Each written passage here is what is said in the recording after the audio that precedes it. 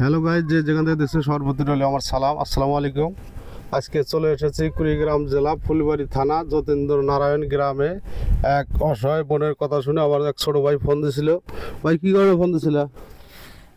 আসলে ইনি বিধবা মানুষ, ঠিক আছে, ওনার বয়স্ক ভাতাও হয় নাই, ওনার দিনকাল খুব কষ্টে যাচ্ছে। ছোট একটা দোকান দিছে, দোকানে মালামালও নাই, উনি খুব কষ্টে চলে। আর ছেলে পেলে, সেই কারণে ফোন দিয়েছিল? হ্যাঁ, সেই কারণে ফোন দিয়েছিলাম। বোনের সাথে কথা বলি। ও, তোমার কি অবস্থা? এই দোকান দিয়ে কি সংসার চলে?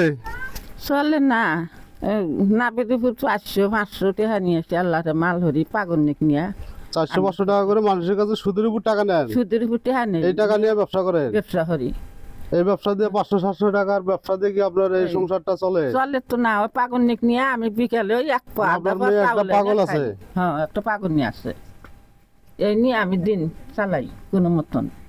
মানুষ তো দেয়। আপনার ছেলে আপনাকে বাদ দেয় না? না, মানে ছেলের করে ছেলে খায়? ছেলের করে ছেলে খায়, ছেলেরই 4-5টো খাওয়াইয়া আমার কোন হ্যালো ভাই, দেখেন কত দুঃখের সহিত তার জীবনযাত্রা চলতেছে, অনেক কষ্টের ভেতরে এই বোনটা দোকানদারি করতেছে। দোকানটা একটু দেখাও।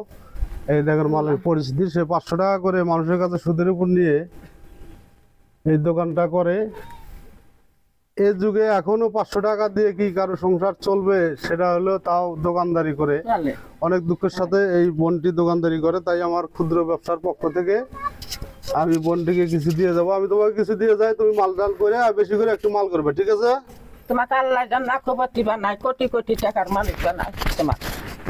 তোমাকে আল্লাহ জান কোটি কোটি টাকার মালিক বানায়।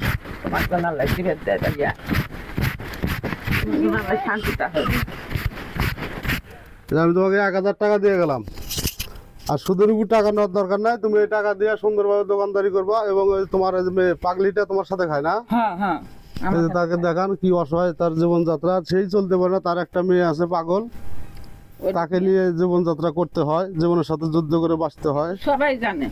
তাই আমি বিশেষ করে অনুরোধ করব, যারা লালমনিরহাট সদর থানা থেকে এদিকে বলে অনেক লোকই আসেন, আপনারা এই বন্ডির জন্য কিছু দিয়ে যাবেন। কাউকে কিছু দিলে সেটা কমে না, আল্লাহ তাআলা তাকে রিজিক বাড়ায় দেয়। তাই যারা এদিকে ঘুরতে আসেন তারা বন্ডিকে কিছু দিয়ে যাবেন। তাহলে ভালো থাকো, ঠিক আছে? আমি চলে যাই, কোনো সমস্যা হলে আমাকে খবর দিও। আচ্ছা, ঠিক।